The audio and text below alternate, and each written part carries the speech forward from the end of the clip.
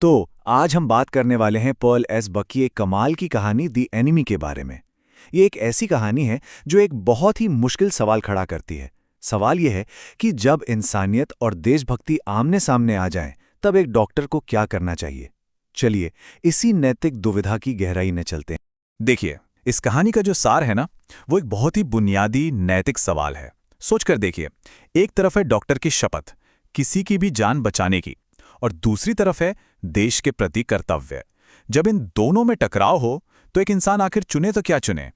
कहानी शुरू होती है एक ऐसी घटना से जो सब कुछ बदल देती है। समय है द्वितीय विश्व युद्ध का।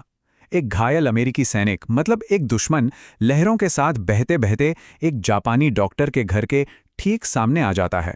और बस यही वो पल है जो उस डॉक्टर के सिद्धांतों, उसकी वफादारी, उसकी पूरी दुनिया को हिलाकर रख देगा। अच्छा, तो चलिए सबसे पहले उस इंसान से मिलते हैं जो इस पूरी दुविधा के केंद्र में है। तो ये हैं डॉक्टर सदाओ होकी। ये कोई आम सर्जन नहीं है, ये एक प्रतिभाशाली वैज्ञानिक भी हैं जो एक ऐसी तकनीक को सिद्ध कर रहे थे जिससे घावों को, आप जानते हैं, पूरी तरह से साफ किया जा सके।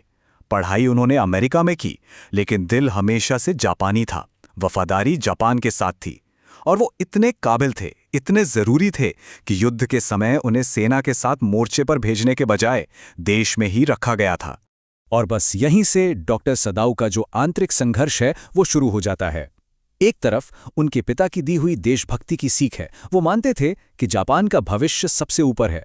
और दूसरी तरफ है उनकी अमेरिकन मेडिकल ट्रेनिंग, जो कहती है कि एक डॉक्टर के लिए हर एक जान कीमती है, भले ही वो जान एक दुश्मन की ही क्यों ना हो। तो चलिए अब उस पल की तरफ बढ़ते हैं जब ये जो सैद्धांतिक दुविधा थी ना, ये एकदम से एक ऐसी हकीकत बन जाती है जिससे बचना नामुमकिन है।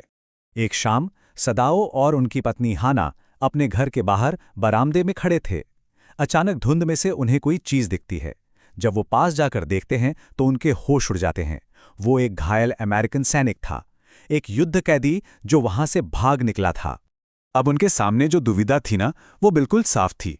अगर एक दुश्मन को अपने घर में पनाह दी तो ये सीधा सीधा देशद्रोह है, सजा मौत। और अगर उसे अधिकारियों के हवाले कर दिया तो वो इतना जख्मी था कि वैसे भी मर जाता। जैसा हाना ने कहा भी, अगर हमने इसे घर में रखा तो हम गिरफ्तार हो जाएंगे, और अगर इसे पुलिस को दे दिया तो ये जरूर मर जाएगा। इस पूरी कश्मकश के बीच आखिरकार एक फैसला लिया जाता है, और इस बार इंसानियत और एक डॉक्टर का फर्ज दोनों भारी पड़ते हैं। सदाओ और हाना उस घायल आदमी को अपने घर के अंदर ले जाने का बहुत बड़ा जोखिम उठाते हैं।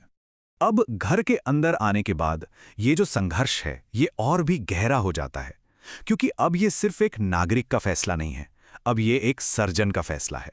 ये दृश्य सोचिए, अपने पिता के पारंपरिक जापानी कमरे में जो उनके लिए देशभक्ति का प्रतीक था, उसी कमरे में सदाओ अपने दुश्मन का ऑपरेशन शुरू करते हैं। उस एक पल में वो एक जापानी नागरिक नहीं है, वो सिर्फ एक डॉक्टर हैं, और उनका मकसद सिर्फ एक है, एक जान बचाना। और उन्हें इस वक्त मार्गदर्शन क्या दे रहा है? उनके अमेरिकी प्रोफेसर की सीख। उनके प्रोफेसर कहते थे कि एक सर्जन के लिए मानव शरीर के बारे में पूरी जानकारी ना होना सबसे बड़ा पाप है, और उससे कम कुछ भी करना, मतलब ऑपरेशन न करना, हत्या के बराबर है। लेकिन ये मत सोचिए कि ये कोई आसान फैसला था, बिल्कुल नहीं। पेशेवर तौर पर तो वो अपना फर्ज निभा रहे थे, पर व्यक्तिगत रूप से वो एक गहरी उलझन में थे। वो इस आदमी को अपना दुश्मन मानते थे, इससे नफरत करते थे, फिर भी उनकी मेडिकल ट्रेनिंग उन्हें उसे बचाने के लिए मजबूर कर रही थी।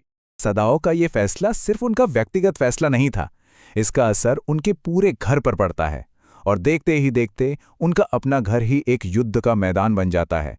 घर के जो नौकर थे उनका नजरिया बिल्कुल साफ था। उनके लिए ये देशभक्ति का मामला था, सीधी सी बात। माली को डर था कि कुदरत इस काम का बदला लेगी। बच्चों की देखभाल करने वाली यूमी ने तो एक गंदे गोरे आदमी को हाथ लगाने से ही साफ मना कर दिया।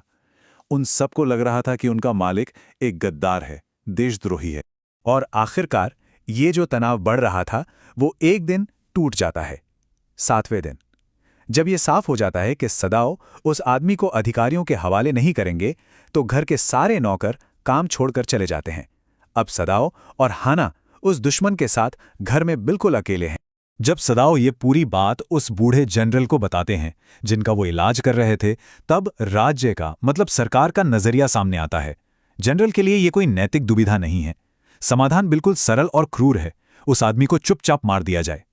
वो तो सदाओ की रक्षा के लिए अपने निजी हथियारों को भेजने का प्रस्ताव भी देते हैं। तो अब कहानी अपने अंतिम चरण में पहुंचती है। यहां सदाओ को एक और चुनाव करना है। क्या वो राज्य की इस क्रूरता को स्वीकार कर लेंगे या फिर कोई और रास्ता निकालेंगे? जनरल वादा तो कर लेते हैं कि वो हथियारों को भेजेंगे और सदाओ इंतजार करते हैं। पहली रात उन्हें कुछ कदमों की आहट सुनाई देती है, पर सुबह तक सैनिक जिंदा होता है।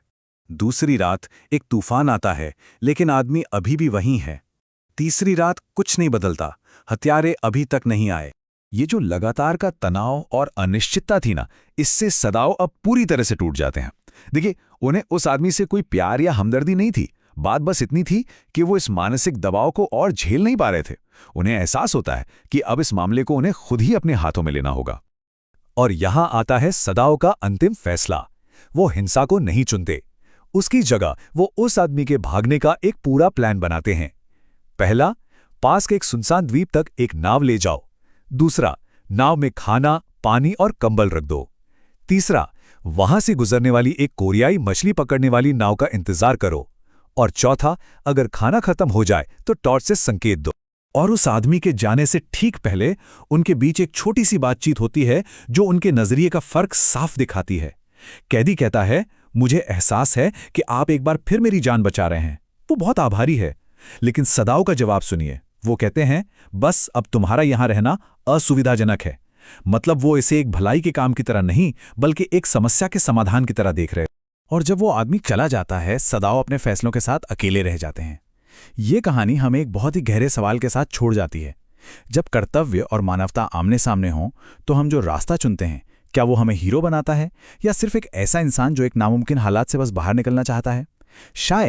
शायद सबसे बड़ी जीत किसी एक पक्ष को चुनने में नहीं है, बल्कि उस पूरे संघर्ष को झेलने में ही है।